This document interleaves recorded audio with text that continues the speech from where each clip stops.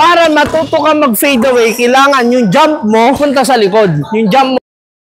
So guys, meron ng tanong, sabi niya, Coach, pwede niyo po ba kami turuan ng fade away? Ako naman, idol, ito yung tip ko para matuto ka mag-fade away.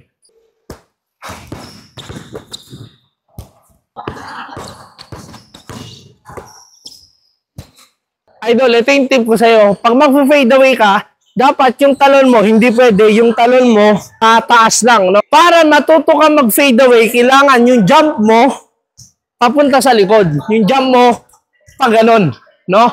Hindi pwedeng pataas. Kasi pag pataas ka, kung saan ka nag-jump, doon ka rin maglaland. No? Pag mag-fade away ka, gusto mong mag-away ka, yung jump mo papunta sa likod dapat.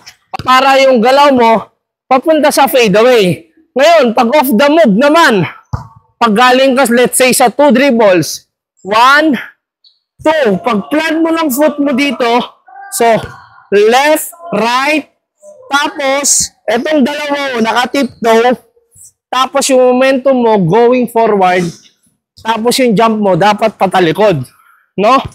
So, 1, 2, pag ganun dapat, no?